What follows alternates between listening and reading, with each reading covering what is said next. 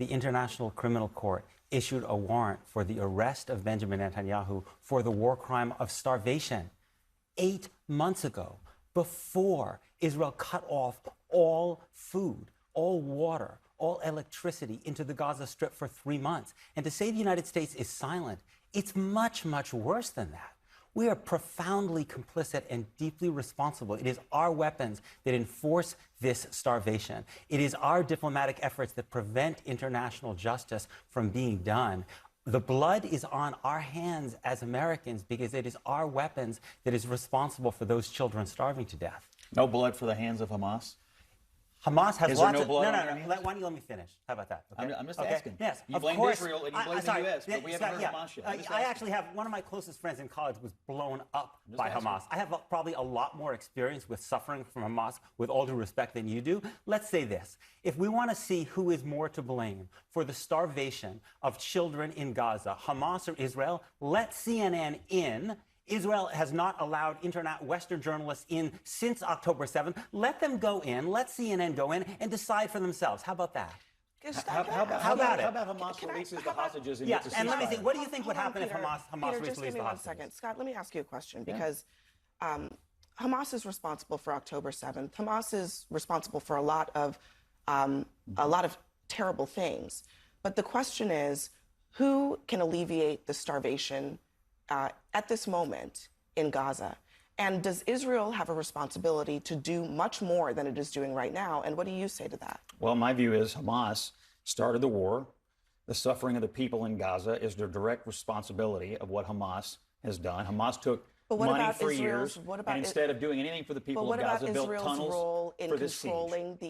Controlling the flow. I want to answer it. But what about Israel's role in controlling the flow of food? Yeah. I just want us to set the table here because I understand that there's a lot of political talking points around this, but this is a conversation about human beings and about the things that they need in order to survive, which is food and water. And the question I have for you is there a moment for you where you sit here and you think, yeah, maybe more can be done? And at what point should the United States government say that? Well, we are saying that. Number one, Hamas has weaponized aid. They've stolen it from the United Nations to resell it to finance their war. Some people think they've made $1 billion stealing and weaponizing this aid. That's not the United States doing. That's Hamas doing. That's number one.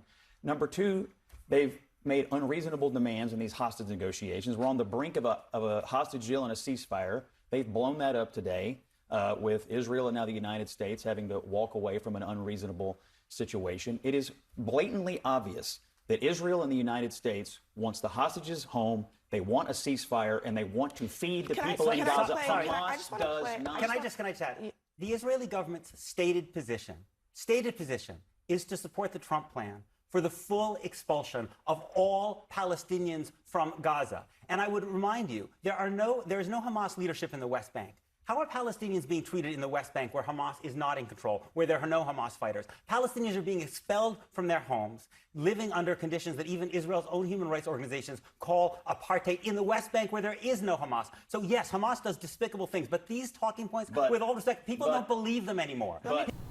Okay, let's stop that. This is foolishness. Let's be honest, right? Israel, let me just keep it plain, is the largest terror operation that exists in the world today. Open terrorist operation, state-run, state-sponsored terror operation in the world today, backed by the United States and the EU. Notice one thing about it. It's all a bunch of white people, right? You got a bunch of U.S., motherfuckers that originated from a bunch of settlers, colonial, colonists and slavers, the EU, their brethren in the EU, and their brethren, in Israel, right? Who basically is at this point, largest, open terror operation, state-sponsored terror operation in the world. Who attacks any and everybody in the world at will. Right, who has been rumored to be involved with what happened to JFK, rumored to be involved with what happened in 9/11, right?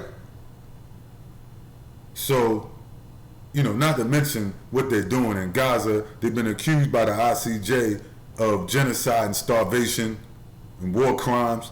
I mean, this is the largest publicly supported terror group in the world is in Israel. I mean, this is a white, racist, Nazi terror operation.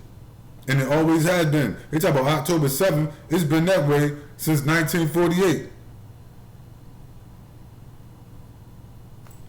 That's it. I'm gone.